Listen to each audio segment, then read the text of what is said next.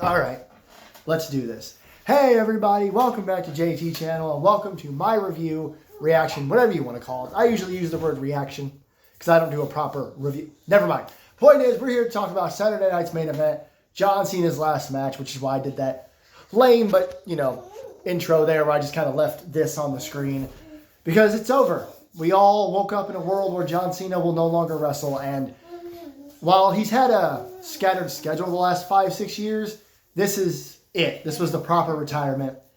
And I have a lot to say about a lot.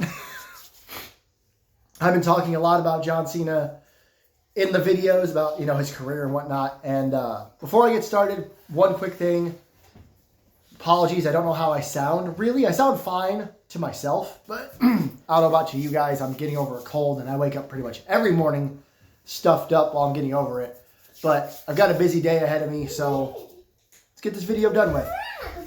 Now, another thing I want to do is I decided that I'm going to give you guys a little preview of what to expect in this video. I'm going to tell you what emotion each match invoked by the time it was over, because I feel like that will give you a good idea of what to expect when the review comes. So, opening match, anger, disappointment. Second match of the night, overjoyed. That's the best way I can think of it. Third match, pretty happy. Honestly, the emotions for the third match were just happy. It was a good time. The segment before the main event, ecstatic, for obvious reasons. And the main event, hard to explain, but cautiously optimistic. That's the best way for me to describe how I felt after the main event. Cautiously optimistic. We will talk about all of it as we get there. So now, let's dive in, because the opening matchup was Cody Rhodes versus Obafemi, the NXT champion versus the world champion. I'm going to talk about this match in two parts, because the match itself was really good. Obafemi looked incredible, exactly how he should have looked. I said what I said. I said that Obafemi is likely the future of the company. He is, I don't really like to use this word because 2025 words are annoying, but if there was a definition of aura, it's Obafemi. He just walks out and he aura farms. That entrance, all he does is walk with a little bit of a pep in his step, right? If any other wrestler did that, we'd laugh at him. We'd be like, what are you doing? You look stupid. But Obafemi, he's Obafemi, okay? I know I'm the world's biggest Obafemi fan. I'm not. But I'm stuttering. Even this crowd, right? The Saturday Night's Main Event crowd, they were chanting for Oba at one point. They were like, Oba, Oba, which I thought was insane because I wasn't sure how quote-unquote main roster crowd would react to Obafemi, but apparently they already knew who he was, which is great. NXT's become a third brand, which is awesome. It's no longer the developmental show. I mean, it is, but they treat it more like a brand, like it's Raw, SmackDown, and NXT than they used to. So yeah, people knew who he was. He got a great reaction. Cody looked awesome. I love that reversal in the early going. Me and my brother couldn't stop talking about it. He caught Cody and hit him with basically an Irish curse, but it looked more devastating. Obafemi, which an Irish curse is just Uranagi into a backbreaker, but Obafemi did it with such intensity that I think he could do it better than Sheamus. And sure, that might be blasphemy for some people, but that's how I feel. That's how I feel. There were lots of really good reversals, lots of really good moves. The Cody cutters were great.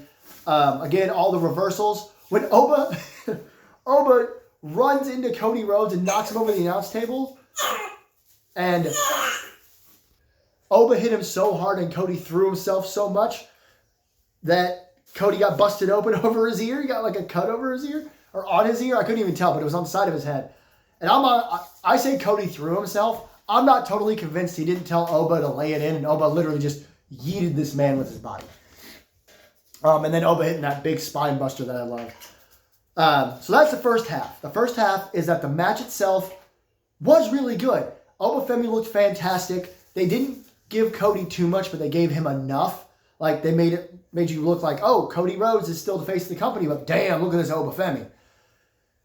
Now we have to talk about the finish.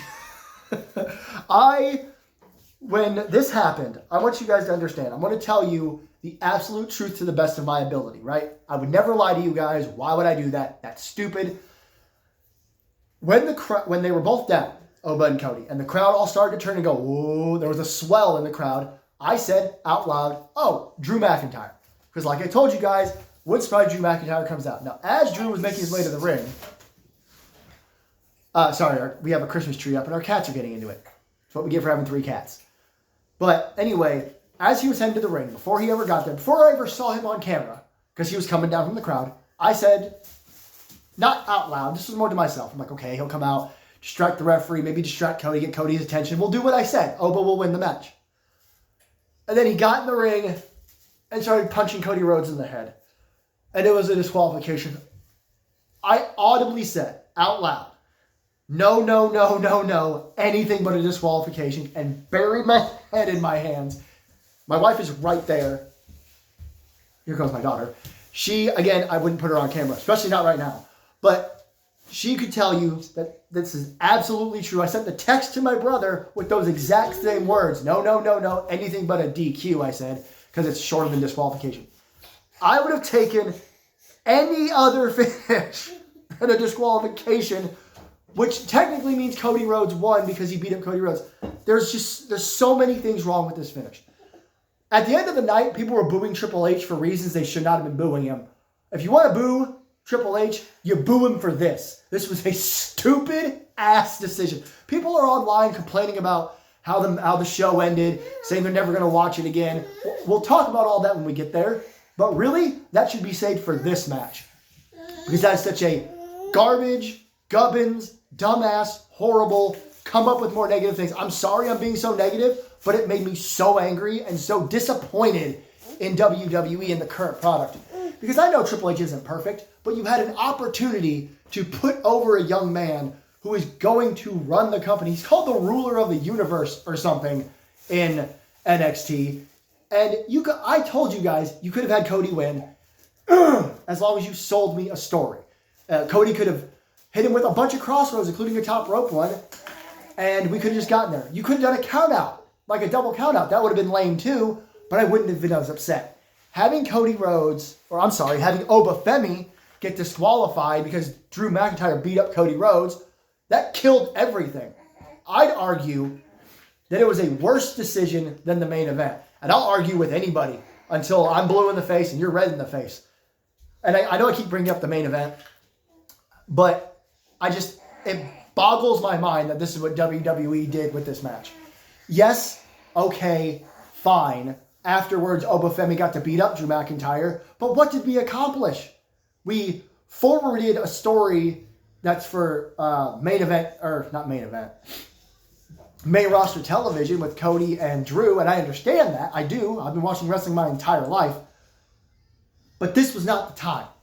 Like, I think I even said in my predictions video, I do not want Drew McIntyre to get directly involved. I just wanted him to maybe if the referee was down, but not right in front of the referee, not a disqualification finish. This also is a glaring problem with WWE that they've had since the 90s, where they pick 2 wrestlers that they really, really like, but they don't want to beat.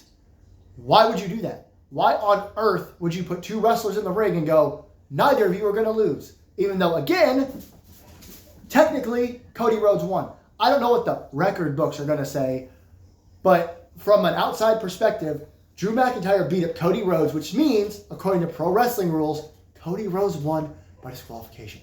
Which also doesn't make any sense. Because if Drew McIntyre hates Cody Rhodes, wouldn't he attack Obafemi to cost Cody Rhodes the match? I cannot believe this is what we did with this match. Even if you wanted Cody Rhodes to win, as long as you sold me a story, I've been okay. If you wanted no one to win, then don't do it. Have Ricky Saints beat Obafemi, and then have Cody beat Ricky Saints. No offense to Ricky Saints. He's another wrestler that is going to be the future of the company. I've loved him since he was Ricky Starks. But with that match, you could have just had Cody Rhodes win. But because it was Obafemi and the face of the company, WWE didn't want to give a proper winner and a proper loser because it was a disqualification finish.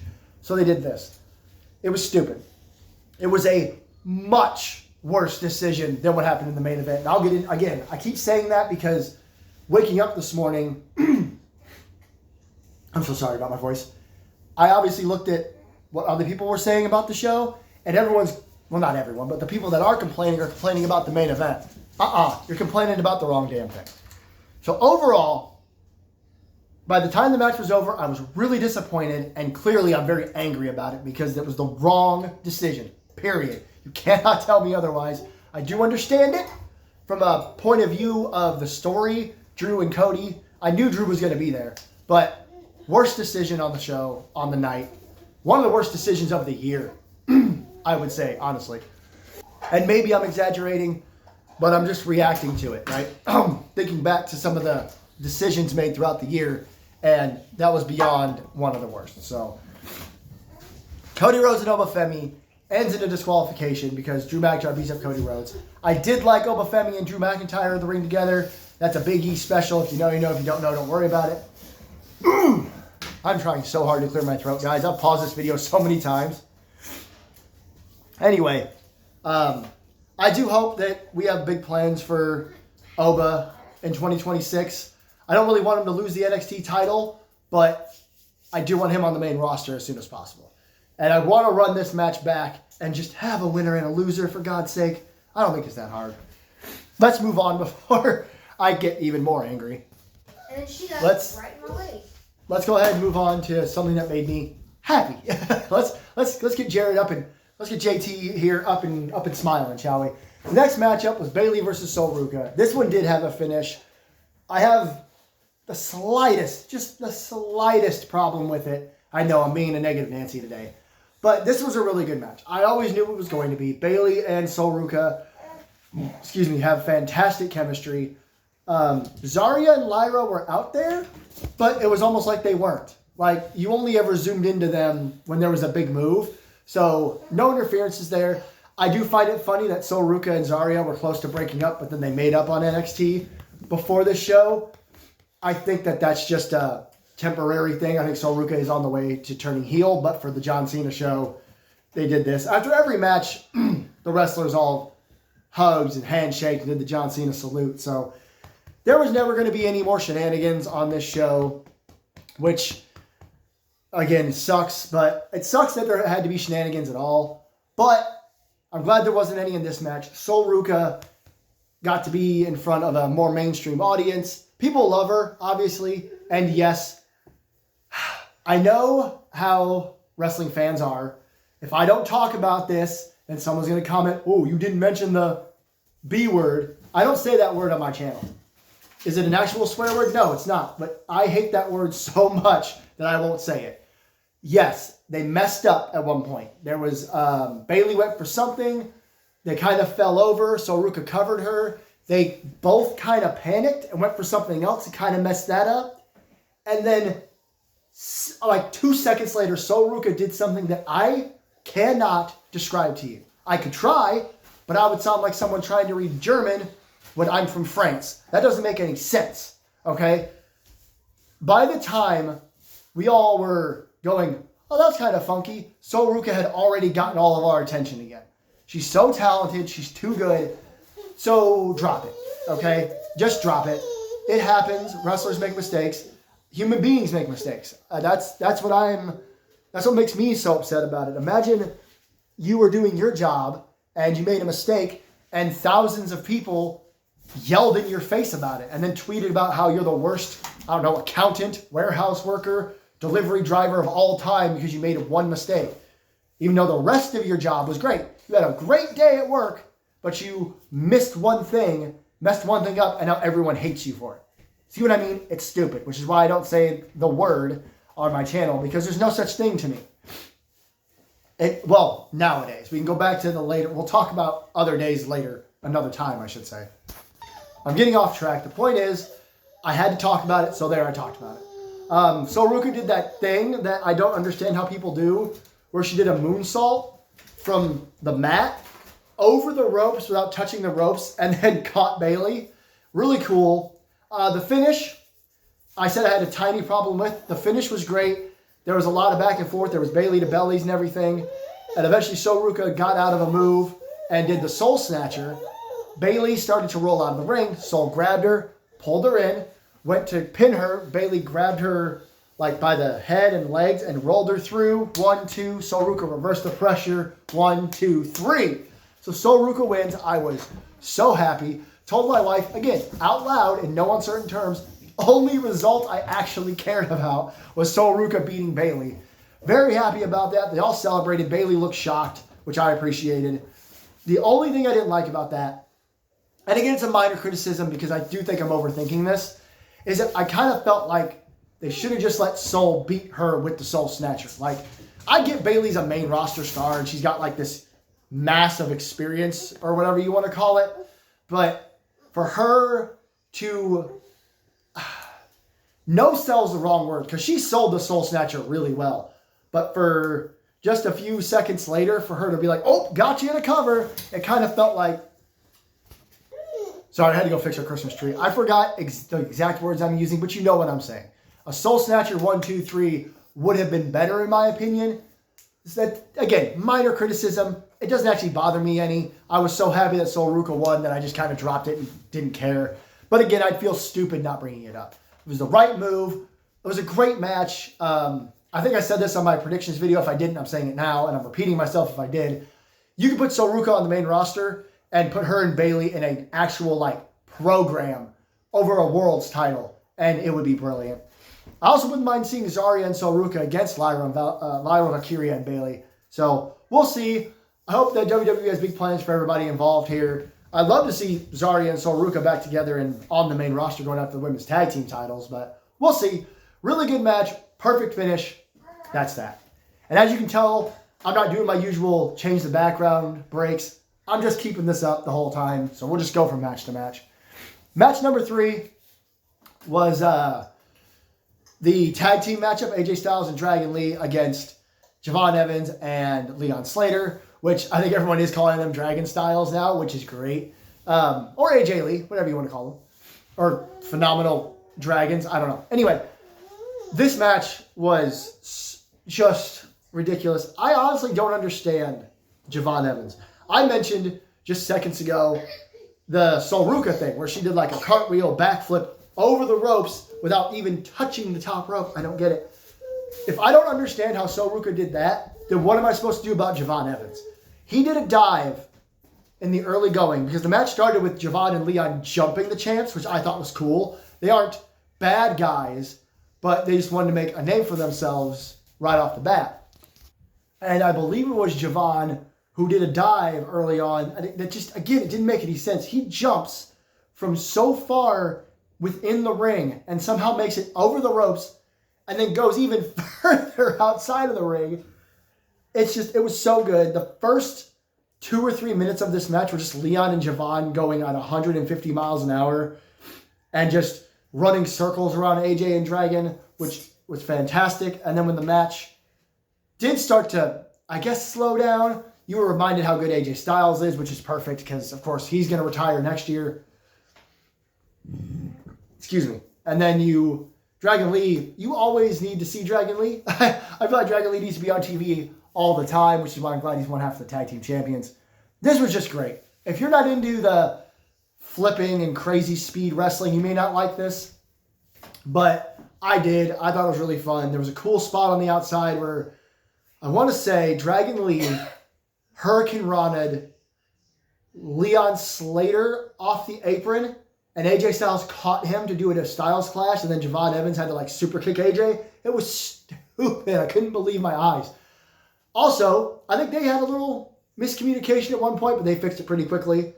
The highlight of the match, Jesus Christ, was the splash that Javon Evans is. I keep making this face. I keep grabbing the bridge of my nose or whatever here. Again, I do not understand how Javon Evans gets that much height. Like, I know the ropes are bouncy. Remember, I wrestled for a while. I ran off those ropes. I jumped off those ropes. I get it. But Javon Evans goes so high in the air that it actually feels like it's taking him a long time to fall. From the outside, from the way outside. I wasn't even in the arena. I'm at home watching on my TV. Javon Evans jumps up. He hit the ground. And I looked at my wife and I said, did he actually hit the ground? Or am I imagining things and he's still falling? Because the man just gets so much height. He's ridiculous. He's another guy that should just be on the main roster. Forget waiting around. Forget making him be a heel in the face and give him time on it too. Just put him on the main roster. Put him on SmackDown if you want. I don't care. Give him everything. Give him everything. Give him the Kofi Kingston spot in next year's Rumble. I mean that. Put him in the Rumble. Give him the whole, oh, he's eliminated. No, he's not. He landed on the apron and does a front flip, backflip. If anybody can do something called a front flip, backflip, it's Javon Evans. The match ended.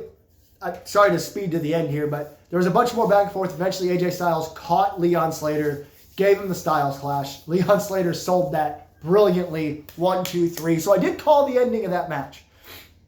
I did say I wouldn't be surprised if AJ pins Leon so we can get that matchup next year as part of AJ's retirement tour where he gets to wrestle for the X Division title. And I'd have him win it. As much as I love these young up-and-comers, I'd let AJ Styles win the X Division title one last time. Really, really good match. Like I said, I was just kind of happy by the end of it. I had a great time during, just like I did in the last match. Had a great time during all these matches, really.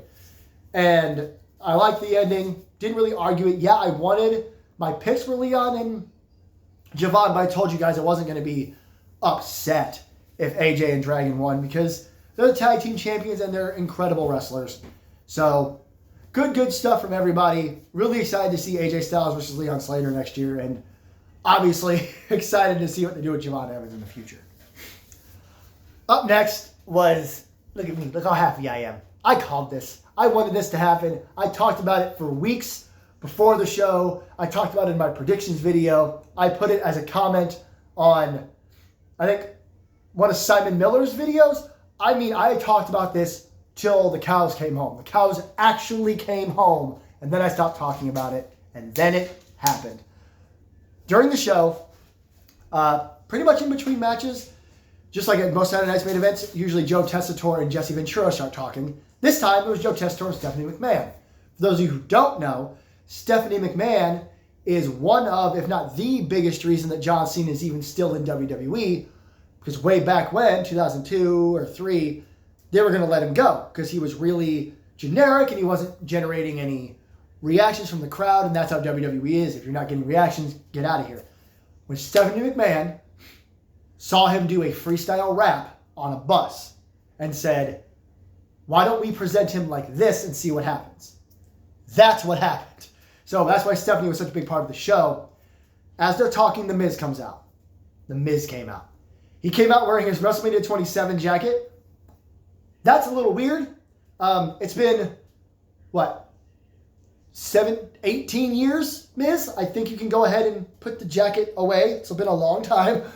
But he came out in the jacket he wore WrestleMania 27, started screaming in the microphone saying, I deserve to be here. I deserve to wrestle. I'm John Cena's best opponent, WrestleMania 27. Look at this jacket I've held on to for 18 years. And I pulled it out of the closet just for this show. R-Truth's music hit. I was okay with R-Truth. You know, I was like, hey, him and The Miz have good chemistry. And actually, they do have good chemistry and a great history, as they both do with John Cena. R-Truth dropped the line of the night. I mean, the line of the night.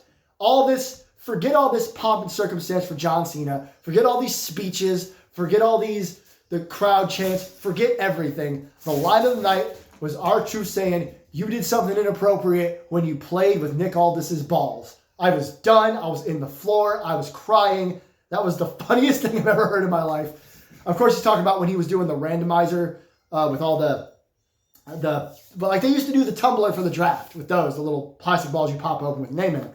And R-Truth's like, you stole somebody's spot and he's right here. Now, of course, I thought it was going to be R-Truth, but he handed him a name and he opens the piece of paper and he holds it just low enough, but at home, you could see through the paper. It said Joe Hendry. And Miz looked at it funny and went, Joe Hendry. And as the second he stopped saying his name, Joe Hendry's music hits. I popped out of the couch, out of my socks, spun around in the air, landed back in my socks. If you believe that, I've got a pyramid scheme for you. I was so happy. Joe Hendry pops up from the side of the ring. Where did he come from? Starship Enterprise. Does his whole spin, twirl, face thing. And then The Miz starts screaming, stop singing, this is my moment, blah, blah, blah, blah, blah.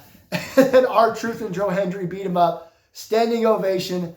And then R-Truth and Joe Hendry do the stare together. But instead of Joe Hendry just doing this, he turns and does this to lean up against R-Truth. It's amazing. And I need I want you to look at my eyes. I'm going to look into the, usually I kind of look at the screen. I'm looking to the camera, so I'm looking right at you. I need Joe Hendry and R-Truth as a tag team tomorrow night on Raw. I am dead serious. Seeing those two together just made me so happy. I told my wife my cheeks were hurting. I was smiling so hard through that entire segment. R-Truth is the best. Joe Hendry is the best. The Miz is a first ballot Hall of Famer. He always does exactly what you ask him to do. They told him, complain on SmackDown for a few weeks, then go out there in a jacket that is 18 years old, complain about a WrestleMania that everyone forgot about and is not a great WrestleMania, and then get beat up by R-Truth and Joe Hendry, and he did it. I love all of these guys. Again, I really want R-Truth and Joe Hendry to be a tag team. You can call them R. Hendry or Joe Truth. Hey, yo, Joe Truth. I actually like that. But a fantastic segment. Like I said, super happy to see it. And I called it. Yay me. All right. We're 25 minutes into this video. Oh, about to be 26. And we are just now to the main event. John Cena and Gunther. John Cena's last match. There's not much to say, I don't think, because it was easily one of John Cena's best matches of 2025 of his retirement tour. You could put it up there, one of his best matches ever. He worked a Gunther-style match, and that's something I have to give John Cena credit for after he turned babyface, because during his heel run, first part of the year, he always worked this interesting slow pace because he was trying to ruin wrestling. After that, whoever he worked with, he worked at their pace. He worked a Cody Rhodes match with Cody Rhodes. He worked a Logan Paul match with Logan Paul. I know this sounds stupid, but it's true. He worked the Sami Zayn match was a Sami Zayn match. What was the other one? I just had it. Oh, the Dominic Mysterio match. While that wasn't at a super fast pace, John Cena's an old man. He's not going to work at a Dom pace, but he still worked a match that Dom would work. And this was a very Gunther match. Lots of big moves, power bombs, chops, slams, clotheslines, where you thought Gunther was trying to make him say, I quit, by just hitting him as many times as he could. There was an AA in the ring. There was an AA through the announce table. There was slams or back suplexes on the apron. I mean, they killed each other. They really did. I'm genuinely shocked John Cena didn't bleed. We got that drop kick that I think was called the dinosaur drop kick. I didn't hear him call it that tonight. Michael Cole, this match's commentary should go into the Hall of Fame in their own little bubble. Michael Cole was an all-timer on the call. He admitted that he was probably going to be biased during this match, and he managed to not only not really be biased, but really sell what this meant for John Cena and Gunther. I won't even hear it anymore. I think Michael Cole is the best commentator of all time. I know my tree's going to fall. I know that that's blasphemy because Jim Ross exists, Gordon Soley exists, Tony Schiavone, Excalibur, who else is there? Gorilla Monsoon, Bobby Heenan. I'm naming all these people. Eric Bischoff was even a good commentator, but I really think Michael Cole is probably the greatest commentator of all time if you look at his entire body of work since he first sat down at an announce desk. But the reason I'm not really talking too much about the match is we have to talk about the finish and the aftermath. Gunther went for the sleeper hold a bunch through this match. He finally put it on for around about, what did I say was going to happen? About 72 years. He just held it. John did he kept getting up and falling down and getting up and fall. Like Gunther wouldn't let go. And John would get to his feet and then fall down. And get to his feet and then fall down. It was really good storytelling. Eventually he did the 3-arm drop, which I forgot to mention in my predictions video. I was gonna predict that. I feel like an idiot for not mentioning it. But nowadays in pro wrestling, you don't do that anymore. You don't do the 3-arm drop. You just kind of touch their arm, and if they're knocked out, they're knocked out. Or if they pass out, I should say. But John Cena got to do the 3-arm thing, and when his arm went up the third time, he just did this. But then after that, he tried to get up. Gunther wrestled him back to the ground. He held him. Then John Cena, with his eyes closed, smirks, right? The camera is staring at John Cena. He's doing this. He smirks and then does this. Lightly taps out on Gunther's arm. Gunther beats John Cena in his last match. I was genuinely taken aback. The reaction from the crowd. The reaction from the crowd to the finish of the match was all time.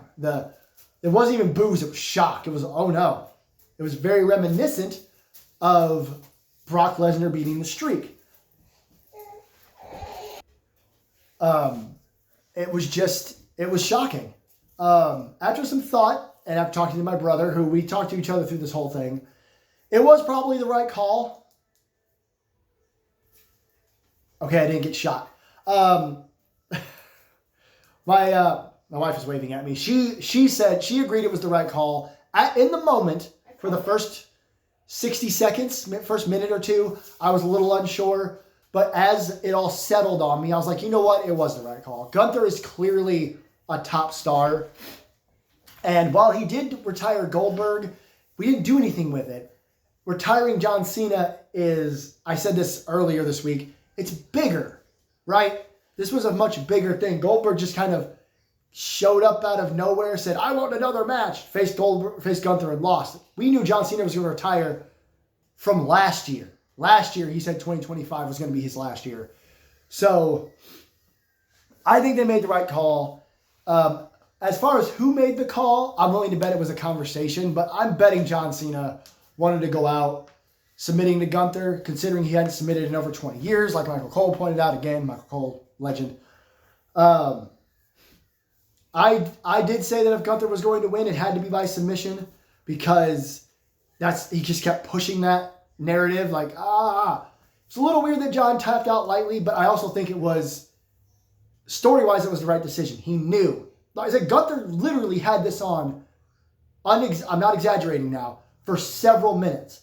You don't see submissions on for several minutes in the modern day, because that's just not what we do anymore. For someone like Gunther to hold a sleeper hold onto someone like John Cena for minutes is nuts. So for John to finally just smile and be like, fine, I'm done, and pass the torch to Gunther, good move. I agree with it. I think John Cena should have won, so we could all just rain down a bunch of love on him. But we did that anyway, didn't we? We were always going to do that. Here comes the rant. There was always going to be a rant, but it's not going to be about the fact that John Cena lost. It is going to be about the fact that every single fan in that arena and every single one of you watching that went out of your way to tweet some nonsense about quitting watching wrestling are a bunch of hypocritical, rude jackasses. I didn't think about it at the time, right? When Triple H and Stephanie came out with the roster to celebrate John Cena, the fans started booing. Me and my brother were like, ha ha ha, that's funny, they're booing Triple H. I let it settle overnight, and I watched some stuff on Facebook and Instagram. And the more I think about it, the more I'm like, why are you so immature? Why are you so ignorant? What is wrong with you? Why are you booing Triple H? You're taking all of the attention away from John Cena so you can boo Triple H because John Cena didn't win. Like, seriously, like, I didn't realize it until I watched a few videos this morning. And then I realized, no, you're right. And that pissed me off that first of all, I was wrong to laugh because it wasn't funny. But I posted about this on social media. For you to be booing a completely different person who you don't even know how much he had to do with this, right? Like, I'm sure Triple H had some say, because of course he did. But more than likely, John Cena was like, hey, let me face Gunther. Let's put him over. Hell, I'll even tap. For you to be chanting AEW, like, I thought we grew out of that. Like, I thought we all grew up away from the whole, oh, I'm going to do AEW chants at wrestling shows, at WWE shows. I know we get Tony Fumbled chants on NXT once in a while, but that's not a big deal. And for these idiots, I'm never watching wrestling again. You're going to tune into Monday Night Raw like the rest of us. Shut the fuck up. Okay? I've had it with this. I have cussed out a multitude of wrestling fans this morning that are acting like, well, I haven't cussed them out so much as I've genuinely called them ignorant little children. And if you reacted like that, you are an ignorant little child. I wanted John Cena to win too. He didn't, but I'm a grown, mature adult, and I was like, this makes sense. I don't 100% agree with the finish, well, the finish is fine, but I don't 100% agree with the decision, the winner, the outcome. But as long as they capitalize on it, who cares? And again, John Cena's old school. He was always going to go out as a loser. Not a loser, but he's always going to lose his last match. After all that, like I said, Triple H did show John Cena this cool video, which is where I got this screenshot from, celebrating his career. John Cena got to hold up both world titles. Cody and CM Punk insisted that not only did he hold the titles, that he went to every corner. It reminded me of The Rock and Hogan at WrestleMania 18, where every time Hogan tried to leave, The Rock insisted he came back and did more posing. As you can tell, I'm smiling now. See, it was a happy moment. John Cena left. He did a big salute. He said it was an honor to wrestle for us for 23 years. And he walked off, and there wasn't a dry eye in the house, right? My brother was crying. I was crying. My wife was crying, which is cheating because she's a breastfeeding mother, but I don't care. She was crying. It was just the match, the moments. In all reality, if the crowd wasn't full of a bunch of stupid idiots, using Chris Jericho words, the moment would have been perfect. I do think the crowd ruined it. I do think that, yes, I was laughing at the time. I was part of the problem. But that's the thing. I shouldn't have been laughing at the boos for Triple H. I should have been standing in my living room like a complete moron, clapping like a seal for John Cena. Here's the point, right? It was an awesome match, and they made the right decision. Now, Gunther has to go on to do something big. So I'm going to spoil something for you. I'm going to spoil my prediction for the 2026 Royal Rumble. Gunther has to win it. That was my biggest concern with Gunther winning this match. And I made this very clear in my predictions video. If Gunther retires Goldberg and John Cena in the same year, and I feel like the same, did he pin Goldberg? He might have pinned Goldberg. I actually don't remember. That match did not stay long in the memory. But he has to go on to do something big. He can't just come out on Raw and wrestle, I don't know, Dragon Lee in a singles match and then disappear for 6 months. He has to run with this. He has to keep going. He has to come out on, is he still on Raw? I know the tournament took place on both shows. Whatever show he comes out on, he has to go on and on and on forever. He cannot ever stop talking about it. He's talking about how he's the legend killer now, how he kills all your heroes. Maybe he can get into a feud with Randy Orton. I'd be okay with that. Call himself a legend killer. Out comes the OG legend killer. He should beat Randy Orton too. And then he should win the Royal Rumble, and he should take the title off Cody Rhodes. The only reason I don't like that is I was really hoping we get CM Punk versus Cody Rhodes at WrestleMania 42. Again, this is a video for a different time, but I'm looking ahead now that Gunther has beaten John Cena. They treated it like a WrestleMania title match. They did the whole both men come out with no introductions so they could turn all the lights off and do the big introductions. That's what I think should happen. If you're not going to give Gunther the Royal Rumble, give him the Elimination Chamber, give him a big win, give him a big title. That's just my opinion. I am just one guy. But overall, at the very end of the show, the only thing we can say is thank you, John Cena. It has been, like I said in my John Cena video, my predictions, it's been such a wild 23 years. I stand by what I said. Some people say he's the GOAT. Some people say he's the best entertainer. Some people say this, that, and the other. My thing is, he's the most polarizing wrestler, superstar, whatever, of all time. I do not think there will ever be anyone quite like John Cena. The only person you can kind of push close, I guess, would be Roman Reigns, because he did, when he left the Shield, he did have a big following, and then for several years, everyone hated him, and now he's beloved. So it's kind of the same idea, but it's still not John Cena. Thank you, everybody, so much for watching, unless you're one of those jackasses that booed at the arena. Don't forget to like, share, and subscribe. Leave comments down below. This is wild. It's crazy being on this side of John Cena's career now, at the on the other side. Like, it ended last night. We're not at the end of his career. It ended last night. Now this is a world where John Cena no longer wrestles. Next couple of weeks, you're going to get my end-of-year videos. They will likely all come from my car. I do apologize for that. It's just, I don't know, 6, 7. I don't even have any words to tell you. It's so hard for me to get a 40-minute, this video is almost 40 minutes long. I've had to pause it multiple times because I'm sick, to take care of my daughter, to help my wife with our son. For me to sit here and do top 10 shows, top 15 matches, and top 20 wrestlers, it would just take forever. Yeah, we have to fix our Christmas tree. So you guys have been doing good with my car videos. So just over the next week or two, I'm doing my end of year videos. Again, if you missed it or you don't know, I'm doing my top 10 favorite shows of the year, my top 15 favorite matches, and my top 20 wrestlers. All those are probably going to come from my car. Just be pleasantly surprised if they don't. And then, of course, we have our 2-year anniversary coming up as well. So until next time, this is JT Channel. I am JT. Thank you very much to John Cena, and we will see you in the next one.